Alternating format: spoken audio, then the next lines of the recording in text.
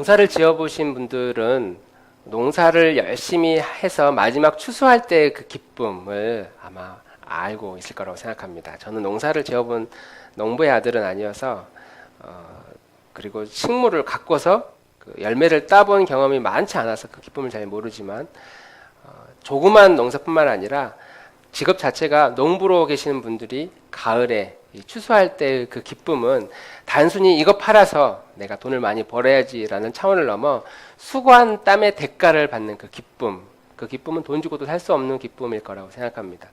농사를 짓는 이들에게 이 추수의 기쁨이 있었던 것처럼 목축을 하는 목자들에게 그 추수의 기쁨은 양털을 깎아 토실토실한 그 양들의 털을 깎아서 깎고 그리고 양털을 깎는 그 일이 이 농부들에게 추수하는 것만큼 매우 중요하고 아주 큰 기쁨의 시간이었다고 그래요. 그래서 오늘 지난주에 라반은 양떼들의 양털을 깎는 한 해를 추수하는 아주 가족의 큰 경사이고 축제였던 그 중요한 행사에 야곱 그리고 그의 아내인 라헬과 레아 그리고 그 아이들은 단 한 명도 초대받지 못한 채 자기들만의 리그, 자기들만의 그런 축제의 시간을 갖게 되었습니다. 이 말은 야곱의 식구들이 얼마나 이 라본 집안에서 하대받았는지, 얼마나 무시당하며 살고 있었는지를 보여주는 장면입니다. 그래서인지 남편이 야곱이 라헬과 레아 아내들에게 우리 도저히 이 집에서 못 살겠다. 내가 있는 고향으로 아버지가 있는 곳으로 가야겠다라고 할 때 두말하지 않고 뒤돌아보지 않고 남편을 따라가겠다고 한 것을 보면 이 둘 딸들도 얼마나 부모님에게 상처를 받았는가를 우리는 짐작할 수 있습니다. 그런데 그게 분이 안 찼던 모양이에요. 라헬은 나십을 낳으면서 아버지가 가장 소중히 여기는 드라빔 수호신을 훔쳐서 도망쳐 나옵니다. 지난주에 우리 드라빔에 대해서 이야기할 때 드라빔은 그 집안을 지켜주는 수호신의 역할이고 그 집안의 상속자를 상징하는 그걸 가지고 있을 때 집안의 재산에 대한 권리를 주장할 수 있는 역할이다라고 그랬습니다. 그런데 라헬은 부모님으로 아버지로부터 이 재산을 물려받지 못했기 때문에 이게 마음에 분노가 있었는지 그 드라빔을 훔쳐요. 나중에 아버지가 돌아가시고 난 이후에라도 내가 이 집안의 재산에 대한 권리를 주장하고 싶었는지 모르겠지만 그런 마음 때문에라도 야곱의 아내인 라헬은 드라빔을 훔쳐서 그날 밤 집을 떠나게 됩니다. 집을 떠나는 게 아니라 사실상 탈출한다고 하는 것이 좀 분위기상 맞는 것 같아요. 이제 이 집안에서 야곱과 그의 아내들이 탈출을 하게 됩니다. 이 탈출했다는 사실을 알고 라반이 추격을 하기 시작하죠. 잡히면 죽이겠다. 그리고 실제로 라반은 죽여 없애버리고 두 딸들과 아이들을 구출해서 집으로 데려오고 그가 가지고 있는 재산 명목상 야 이건 너 거야 라고 말했지만 라반의 마음은 야곱의 게 아니에요. 다 내 거야 이건. 이런 마음이 있었던 것 같습니다. 그런 마음을 가지고 죽일 거라고 막 씩씩거리면서 낙타를 타고 막 달려가고 있는 이 라반의 모습을 상상하는데 이때 라반의 나이가 약 150세 정도의 나이입니다. 그러니까 한 나이 많은 할아버지가 낙타를 타고 이리야 하면서 잡히면 내가 죽여버리겠다고 막 분노하면서 가는 참 어리석은 이 상황을 우리가 상상할 수 있죠. 그런데 이제 문제가 하나 생겼어요. 이게 뭐냐면 꿈속에서 야곱이 섬기는 그 신이 라반의 꿈속에 나타나가지고 너 가서 야곱 손끝 하나 건드리면 너 죽는다. 그런 표현 안 했지만 절대 가서 해하지 말라. 상처를 주지 말라. 죽이지 말라. 이런 표현들을 꿈속에서 나타납니다. 이때 당시에는 이런 형이상학적인 이 환상이나 계시에 대한 두려움을 모든 사람은 다 가지고 있었기 때문에 그리고 이 신은 이 드라빔은 나의 신, 여호와는 너의 신 서로 신과 신의 영역이 있었기 때문에 그 신의 영역에 들어간다는 건 두려운 공포였습니다. 그러니까 꿈속에서 이렇게 하나님이 꿈 건드리면 죽는다고 그러니까 라반이 이제 많이 위축이 돼요. 죽일 수는 없겠고 그런데 여기까지 왔으니 내가 돌아갈 수는 없고 그래서 이제 끝까지 쫓아가죠. 야곱의 입장에서는 이제 이 삼촌이 지긋지긋하고 두렵기도 하고 그래서 도망쳐서 강을 건너 길르앗 산 그러니까 길르앗 산이라고 했으니 아마 그 계곡, 그 광야, 숨으면 찾기 어려운 그런 산악지대로 이제 들어왔다라고 생각하는 거죠. 들어왔습니다. 그래서 더 이상 삼촌이 나를 잡으러 올 수도 없고, 이제 안도의 한숨을 쉬며 이제 갈 길을 가야지 하고 가고 있는 그 순간 눈앞에 라반이 짠 하고 나타난 거예요. 그러니까 야곱의 입장에서는 굉장히 지금 황당하고 심정이 벌렁벌렁하고, 죄 지어서 나온 것도 없는데, 나쁜 짓을 저지르는 것도 없는데, 갑자기 이 주눅이 확 들면서 온몸이 바들바들 떨리기 시작하는 겁니다. 그리고 이제 서로 눈이 마주쳤어요. 이제 좀 만났는데 라반의 입장에서도 딱히 할 말이 없어요. 원래는 너 어떻게 나한테 이럴 수 있느냐 하면서 칼을 들고 그냥 확 없애버리고 딸들 다 데리고 돌아가려고 그랬는데, 꿈속에서 그 꿈이 있었기 때문에 두려운 마음에 죽이지는 못하고, 그렇다고 내가 여기까지 쫓아왔는데 뭐라고 말해야 되지? 이렇게 하는 애매한 입장에서 이제 뭐라고 이야기를 하냐면, 할 말을 이제 꺼내는 거죠. 야, 나 가려면 말을 하고 가지 왜 그냥 갔냐고. 라반스러운 스타일로 또 이야기를 하는 거죠. 아니, 말을 했으면 내가 축제를 하고 잔치를 벌려서 기쁜 마음으로 보내줬을 텐데 이렇게 말도 안 하고 가면 어떻게 하냐고. 그리고 내가 생각해 보니까 내 집에 중요한 물건이 하나 없어졌는데 드라빔을 왜 훔쳐갔느냐. 꼬투리를 잡는 거죠. 야곱은 전혀 드라빔을 훔쳐갔다는 생각을 안 하고 있는데, 그리고 실제로 안 했고, 갑자기 생뚱맞게 드라빔을 왜 훔쳐갔냐고 하니까, 이 억울한 사람은 평소에 착한 사람이 억울한 일을 당하면 그냥 억울해요. 그런데 평소에 또 나쁜 짓을 많이 하는 사람이 진짜 억울한 일을 당하면 분노하는 모습들을 우리는 볼 수 있습니다. 야곱은 평소에 잔머리를 많이 굴렸어요. 그래서 누가 너 왜 그랬어? 그러면 괜히 죄송해요, 잘못했어요 라고 막 말이 나올 만큼 평소에 잔머리가 간사한 그런 사람이 야곱입니다. 그런데 지금은 아주 결백해요. 나쁜 짓을 저지르지도 않고 훔쳐가지도 않았어요. 그런데 갑자기 야, 너 왜 훔쳐갔어? 라고 하니까 막 분노가 갑자기 막 끌어오르면서 소리를 지르면서 내가 언제 그런 일이 있었느냐고 하면서 화를 내는 장면을 우리가 볼 수 있습니다. 그래서 야곱은 31장 38절 42절까지 더 분노하면서 당당하게 통곡하면서 이야기를 해요. 내가 그동안 삼촌 집에서 온갖 잡다한 일을 다 했고 한결같은 마음으로 삼촌 집에서 헌신했는데 부당하게 도대체 이게 지금 뭐냐고 하면서 내 있는 재산까지 다 뺏어가지 않았느냐고 막 화를 내면서 내가 낮에는 더위에 시달리고 밤에는 추위에 시달리고 떨면서 눈 붙일 겨를도 없이 지내면서 지금까지 삼촌을 위해 일을 했는데 도대체 여기까지 쫓아와가지고 왜 나를 괴롭히느냐고 하면서 막 화를 내는 겁니다. 이렇게 쏟아붓고 나니까 야곱도 좀 스트레스가 좀 풀렸나 봐요. 그리고 라반도 갑자기 발끈하면서 분노하는 야곱을 보니까 또 할 말이 잃어요. 그리고 드라빔도 찾아보니까 실제로 나오지도 않고, 그래서 이 두 사람은 서로 꼬리를 내리고 하나의 약속을 세우게 됩니다. 그 약속이, 야곱은 돌을 가져다가 돌 기둥을 세우고 라반의 사람들, 가족들에게 이제 시켜요. 가서 돌을 좀 가져와라. 돌을 막 각자 가지고 와요. 그래서 라반은 돌 무더기를 쌓고요, 야곱은 돌 기둥을 쌓았다 이렇게 성경은 표현합니다. 그리고 이 돌 기둥을 가지고 하나의 계약서예요. 이 돌 자체가 종이로는 그때 쓸 수 없었으니 하나의 계약서로 이것이 우리의 증거다 하면서 서로 간에 야곱과 라반 사이에 맺은 마지막 계약, 그리고 이것이 무엇을 의미하는가를 함께 살펴보려고 합니다. 야곱은 자신의 생전 가운데 총 3번의 돌 기둥을 세웠어요. 하나는 자기의 형님인 에서의 그 죽음의 공포로부터 도망가려고 하란으로 가는 중 베델에서 꿈속에서 사닥다리 계시를 보면서 그곳에서 돌 기둥을 세워, 야, 이곳이 정말 하나님의 살아계신 장소입니다, 하나님이 계신 전입니다 라고 하며 하나님의 언약을 받는 그런 장면이 하나 나오고, 두 번째가 오늘 라반과 함께 세운 이 돌 무더기고, 세 번째는 자기의 딸이 강간을 당하니까 자기의 그 오빠들이 보복한다고 그 지역 마을, 세겜 마을에 들어가서 남자들 싹 죽여버려, 밤에.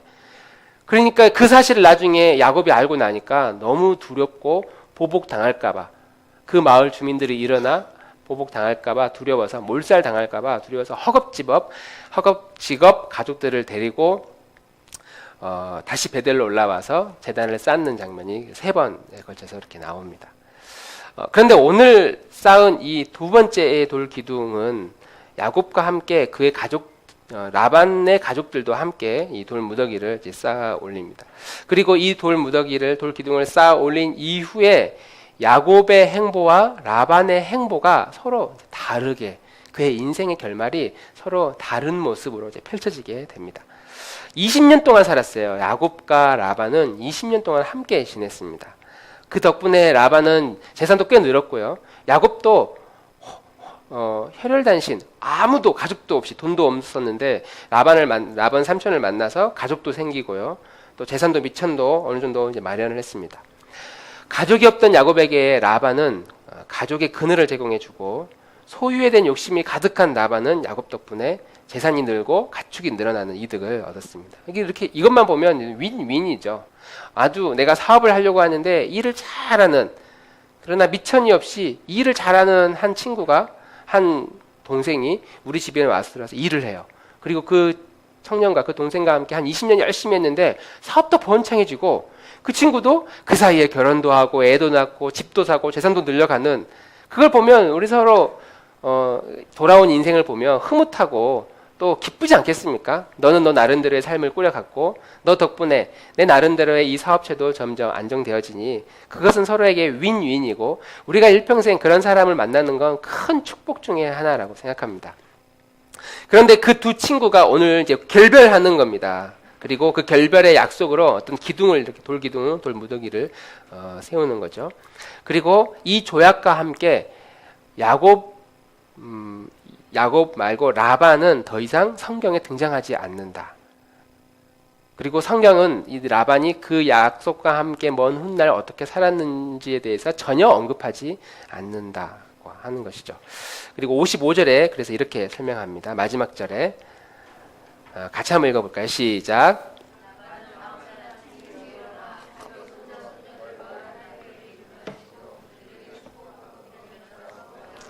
고향으로 돌아갔다. 돌기둥을 세우고 이제 맹세하는 겁니다. 내가 다시는 내가 너를 공격하지 않고 해하지 않겠다 하고, 이제 자기가 원래 있었던 고향으로, 고향에서 야곱을 잡으러 올 때는 목적이 있었는데 이 목적을 끝내 이루지 못한 채 원래 자기가 살았던 고향으로, 원래 내가 살고 있는 그곳으로, 원래 내가 생각하면서 살고 있던 그 가치관이 있는 곳으로, 내 삶의 현장으로, 내 스타일로, 내 성향대로 돌아갔다. 예수님을 믿고 그리고 5년, 10년, 20년 신앙생활을 했지만, 그리고 하나님을 위해 어떤 약속과 헌신을 했지만 어느 시점에 우리가 이렇게 살아갈 수도 있어요. 예수 믿기 전의 모습으로 다시 돌아가는, 원래 내가 예수 믿기 전에 가지고 있었던 내 스타일, 내 성향, 내 가치관, 내 계획, 그런 삶으로 돌아가는 사람들이 이 땅에 굉장히 많이 있습니다. 예수님을 믿어도, 교회를 다녀도, 하나님을 위해 대단한 헌신을 해도 결국 돌아가는 사람들.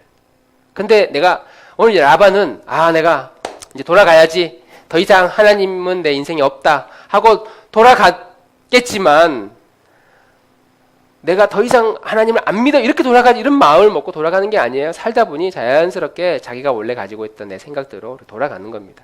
예수를 믿어도, 교회를 다녀도 내 스타일과 내 성향이 그대로 가는 사람, 그런 삶의 모습들이 우리의 인생에 얼마든지 있다라고 하는 것이죠. 사람이 존재가 이런 것 같아요. 20년을 나에게 어떤 강력한 영향을 주는 곳에서 내가 그곳에서 배우고 깨닫고 영향을 받고, 특별히 가장 큰 영향을 주신 분들은 우리 부모님이죠.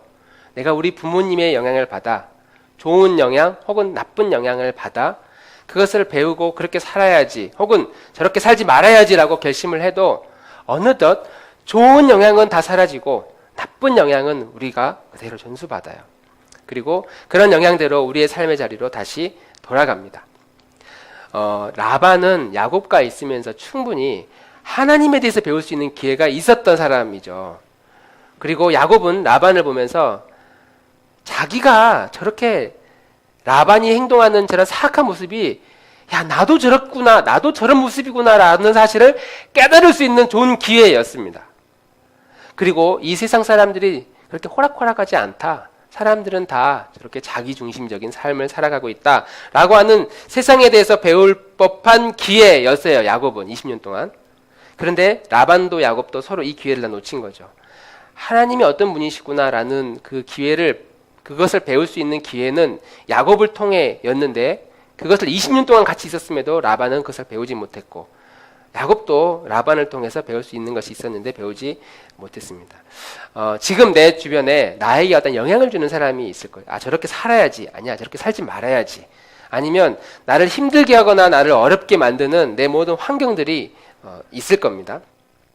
그러면 이 사람을 통해 하나님이 나를 얼마나 더 단단하고 더 확실하고 더 위대한 사람으로 세워갈지에 대해서 우리가 알 수 있는 힘만 있다면, 그러면 내 곁에 있는 사람을 소중히 여기겠죠. 내가 마음에 들지 않는 내 부모님이 있어도 하나님이 나에게 이러한 부모님을 만나게 해주신 건 또 의미가 있을 거야 라고 이해한다면 그 부모님을 원망하고 불평하고 미워하며 사는 것이 아니라, 그럼에도 불구하고 하나님이 허락하신 그 부모님을 통해 우리는 더 많은 것을 배울 수 있을 겁니다. 내 자녀의 삶이 어릴 때 그렇게 착하다가 성인이 되면서 사춘기가 되면서 막 나가는 인생을 살아요. 내가 어쩌자고 내가 이런 아이를 어떻게 이렇게 키웠나 하면서 후회도 해보지만, 그렇게 막 살아가는 아이들을 보면서 상처받는 부모들이 꽤 많이 있어요. 물론 거꾸로 자녀 때문에 상처를 받지만 부모 때문에 상처받는 자녀들도 많이 있습니다. 배우자를 통해서 상처받는 사람도 물론 많이 있겠죠. 내 곁에 있는 내 가족과 같은 사람, 그리고 그것이 그냥 직장에서 일하다가 에이 싫어 하면서 뛰쳐나오는 그런 환경이 아니라 10년, 20년, 30년 아니면 일평생 누군가와 같이 길을 걸어가야 되는 그런 사람들이 우리 주변에 생각보다 많이 있고, 하나님은 그런 사람들을 통해서 나에게 하나님이 어떤 분이신지에 대한 영향을 끊임없이 줍니다. 그리고 우리는 그런 영향을 볼 수 있는 힘을 가지고, 아 맞아, 하나님이 나에게 이런 가족을 주셨고 이 십자가를 주셨고, 그래서 이건 내가 짊어져야 돼. 이분들은 내가 사랑을 베풀어야 돼. 또 섬겨야 될 사람들. 그렇게 생각을 할 수 있는데, 그런 사람들이 내 곁에 있을 때 그것을 깨닫지 못한다면 소홀히 여긴다는 거죠. 라반은 자기 딸들을 소홀히 여겼어요. 하나님이 허락하신 내 딸들, 귀한 딸들 잘 키워서 믿음의 사람으로, 라반은 믿음이 없었으니까 인간다운 삶을 살 수 있도록 내가 이 딸들을 잘 키워야지. 사랑해줘야지. 그래야만 됐는데 함부로 했잖아요.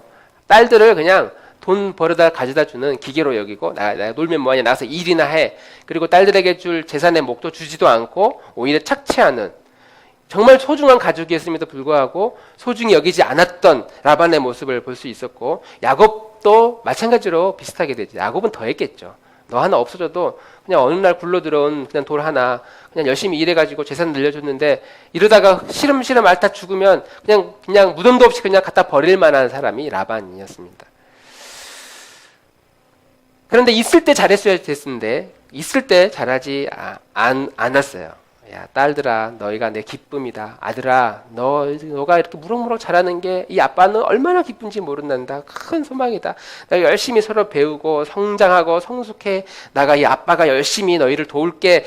이렇게 하면서 아이들은 아빠를 보며 아빠의 사랑을 배우고, 아빠는 이 사랑을 베풀어 주면서 아름다운 가족의 관계, 그렇게 사람과 사람 사이의 인격적 관계를 형성하는 법을 배워나가면서 육아를 하며 그것을 배우면서 성장해 나가야 되는데 그걸 몰랐던 거죠. 그래서 아이가 말 안 들으면 막 분노하고 화나고 소리를 지르는, 제가 가끔 요즘 그런다는 생각을 말씀을 준비하면서 했습니다. 지금 내가 이 아이들을 키워나가는 이 시간이, 육아하는 이것이 나를 힘들게 하고 불편하게 하고 나 쉬지도 못하게 하는 그런 차원이 아닌데, 정말 하나님이 허락하신 소중한 시간인데, 귀한 시간인데 그걸 내가 놓치고 있는 것은 아닌가. 아빠 이것 좀 가르쳐 주세요 라고 할 때, 바쁘니까 이따 갔다 와서 할게. 아빠 저 이거 사줘서 너무 고마운데 어떻게 하는지 모르겠어요. 야, 그냥 인터넷 찾아봐. 컴퓨터 한번, 핸드폰 들어가서 물어봐. 그렇게만 하고 그냥 흘려보내는 그 순간순간들이, 내가 너무 소중한 시간을 그냥 흘려보내고 있는 것은 아닌가 하는 생각을 하게 됩니다. 오늘 설교의 화면에 띄우지는 않았는데요. 1974년도에 미국의 한 가수가 음반을 냈는데 그 가사를 자기 아내가 썼어요.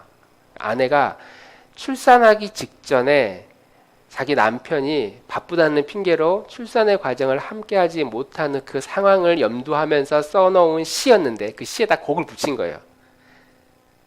그러면서 항상 이 남편이 가수였는데 이 가수가 이 노래는 아내가 출산할 때 옆에 없었다는 사실을 나에게 한 방 먹이기 위해서 쓴 곡입니다 하면서 노래를 불러요. 근데 그 노래가 가사가 참 제 마음속에 다가왔습니다. 처음에 태어날 때 내가 그 자리에 함께 해주지 못했다. 왜? 나는 비행기를 타야 했거든. 나는 빨리 일을 해야 했었거든. 아이가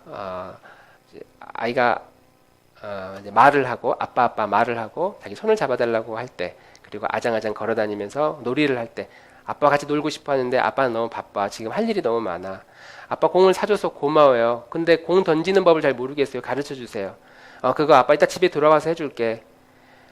그리고 나서 사춘기 대학 청년이 됐는데 아빠가 볼 때 아이가 이제 어느덧 청년이 돼서 큰 거예요.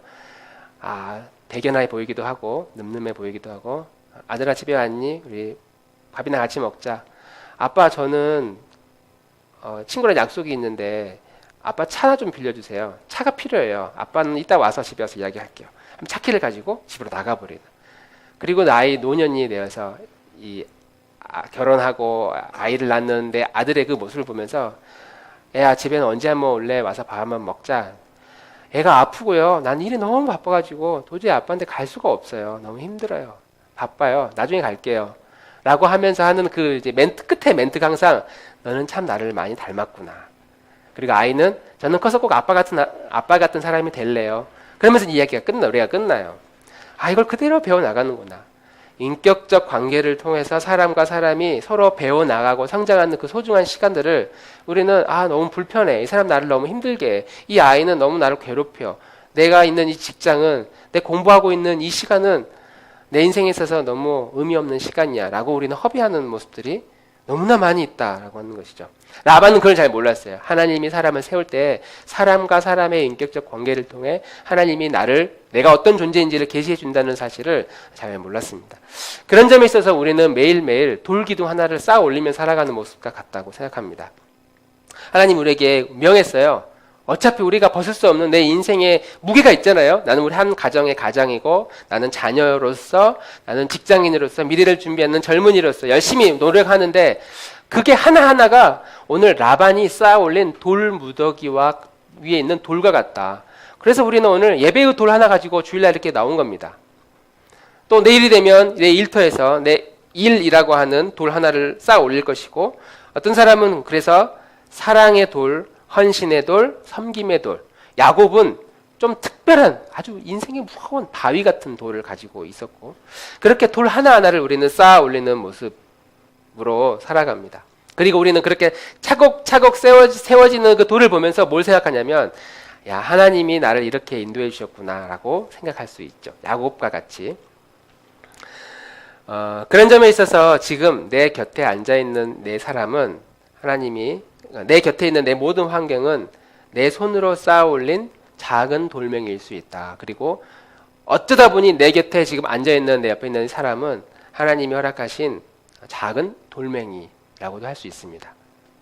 우리 옆에 분들 눈을 똑바로 한번 쳐다보면서 저의 돌이셨군요. 이렇게 한번 이야기 한번 해보면 좋겠습니다. 저의 돌이셨군요. 시작 안 하시네요. 네. 저의 돌멩이셨군요. 이렇게. 네. 큰 돌이에요. 큰 돌, 작은 돌.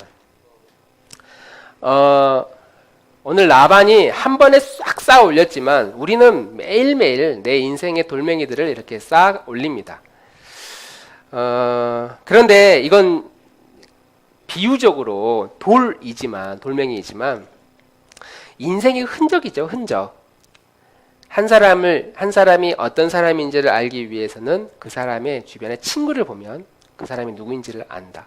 그 개인의 흔적을 통해서, 그 사람의 발자취를 통해서 우리는 그 사람이 지금 어떠한 인생의 돌무더기에 돌을 쌓고 있는지를 볼 수 있는 거죠. 알 수 있는 것이죠. 그리고 그 돌은, 라반은 돌을 쌓지만 우리는 그것이 기억이라고 하는 개념으로 존재해야 합니다. 내 기억에 남을 법한. 그런데 어떤 게 기억에 남느냐? 의미 있는 것만 기억에 남아요. 일주일 전에 월요일날 점심 때 내가 뭐 먹었는지 기억 안 나요. 혹시 아십니까? 지난주 월요일날 점심 내가 뭐 먹었는지 기억나십니까? 그냥 그때 그냥 땡기는 거 먹었거든요, 우리는. 그런데 내가 작년에 정말 내가 사랑하는 사람과 함께, 아니면 내가 소중히 여기는 사람과 함께 특별한 생일날, 아니면 가족 여행을 가서, 아니면 어떤 모임을 통해서 중요한 시간에 먹었던 음식이나 그 환경의 느낌은 기억이 납니다. 왜냐하면 의미가 있었기 때문이죠.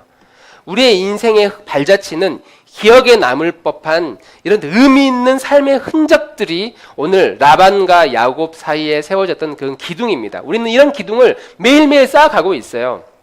그리고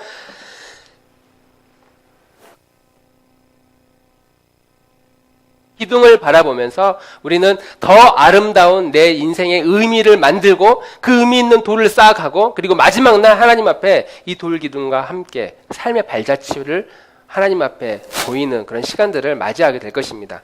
그런데 오늘 야곱과 야반은 이 돌 기둥을 세우고 다시 자기가 있는 곳으로 그냥 돌아갔다고 이야기를 합니다. 그리고 돌아가는데 야곱이 돌아갔던 인생 길하고 라반이 돌아갔던 인생 길이 달라요. 완전히 다릅니다. 만약에 라반이 자기가 지금 세웠던 이 돌 무더기의 의미가 무엇인지를 알았다면 높이 세우고 나서, 야, 이 돌 보이지? 이 돌을 보면서 우리 너와 나 사이에 이제 전쟁은 없어. 우리 더 이상 싸우지 말자. 화평하자라는 의미로 보이지만 사실은 결별을 의미하거든요. 다시는 보지 말자. 너 이 선 넘어오면 너 죽는다. 나도 그 선 넘어가지 않을게. 다시는 우리 만나지 말고 너는 너의 길, 나는 나의 길로 간다. 그 말은 야곱이 믿었던 그 하나님에 대한 흔적을 경험할 기회를 라반은 이제 포기하겠다는 것을 의미하죠. 만약에 라반이 그냥 돌아가지 않고 마치 룻기에 나오는 며느리 룻과 같이 어머니 나오미에게 어머니 하나님이 나의 하나님이 되고 어머니의 백성이 나의 백성이 되겠습니다. 끝까지 제가 어머니를 쫓아가겠습니다라는 태도를 오늘 라반이 가지고 있었다면, 야 야곱아, 너의 신을 보니, 여호와라는 너의 신을 보니 좀 두렵기는 하지만 내가 믿는 이 드라빔 신보다 훨씬 위대한 신이구나. 나도 그 신을 믿고 싶다. 나도 그 신을 신뢰하면서 그 신의 보호 아래 살고 싶다. 너의 하나님이 나의 하나님이 될 수 있도록 나를 좀 가르쳐달라. 이렇게 굳게 붙들었어야 되는데, 그리고 그 붙듦의 의미로 돌기둥을 쌓아야만 됐는데, 라반은 전혀 그런 생각을 가지고 있지 않은 것이죠. 그냥 야 너는 너의 길을 가고 나는 나의 길을 갈게 하면서 돌아가 버린 겁니다. 그리고 일평생 진리, 이것이 진짜 인생이고 진리다라고 하는 그 진리 주변에서 20년 동안 맴돌다가 그것을 버리고 진리가 진리되지 못한 채 몰래 자기가 가지고 있었던 삶의 가치관으로 돌아가는 인생이 오늘 라반의 인생이었다고 하는 것이죠. 너의 하나님이 나의 하나님이 되어야 되는데 너의 하나님은 너의 하나님이고 나는 내가 살고 있는 내 생각, 내 가치관이 있는 것, 내 경험, 내 생각대로 나는 그냥 살 거야 라고 라반이 돌아가는 모습이라는 것이죠.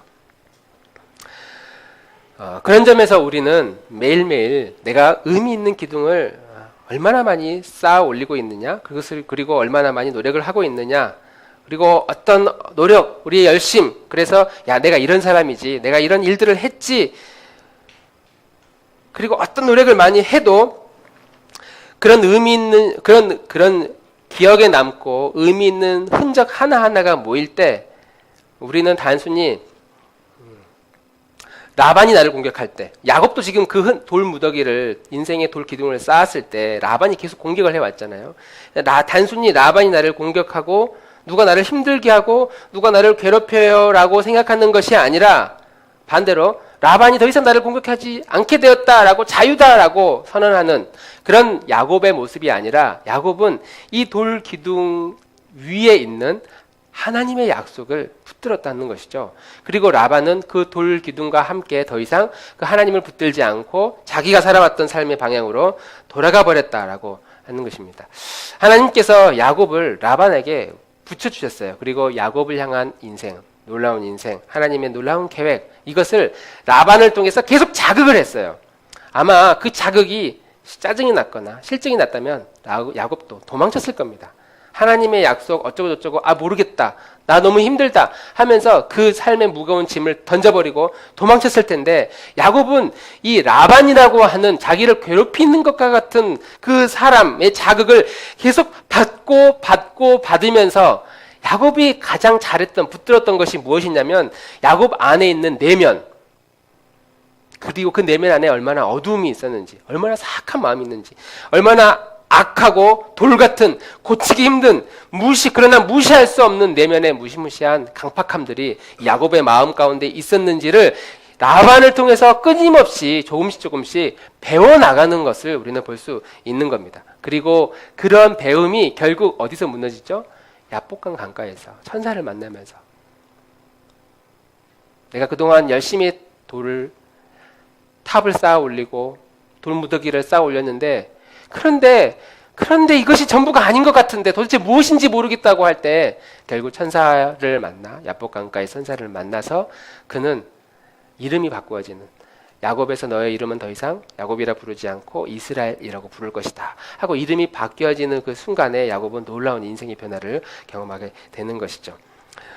그런 점에서 오늘 야곱은 돌 기둥을 쌓아 올리고 막연했지만, 불안했지만, 그리고 실제로 고향으로 돌아가도 형님이 나를 어떻게 대해야 될지 알 수 없는 미래를 가지고 있었지만, 바로 그 순간에 이 모든 상황 위에 하나님의 섭리가 있구나, 하나님의 인도하심이 있구나 하면서 이 믿음의 돌을 세우고, 그리고 그 믿음의 돌이 있는 그 방향을 향해, 하나님이 허락하신 그 방향을 향해 두렵지만 이 약속의 방향으로 부지런히 나아가는 야곱의 모습을 볼 수 있는 것이죠. 야곱은 이 약속을 끝까지 붙들었습니다.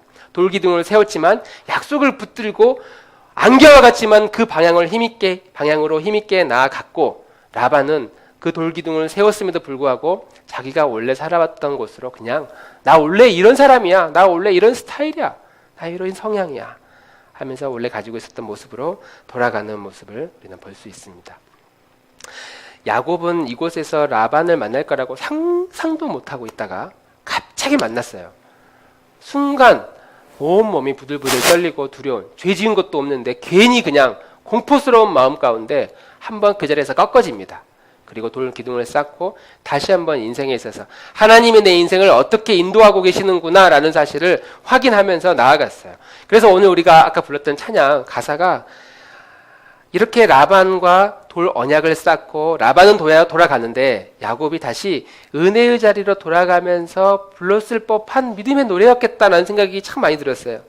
내게 허락하신 시련을 통해 나의 믿음이 더욱 강하게 자라가고, 험한 산과 골짜기 지나는 동안 주께 더 가까이 나를 이끄시네.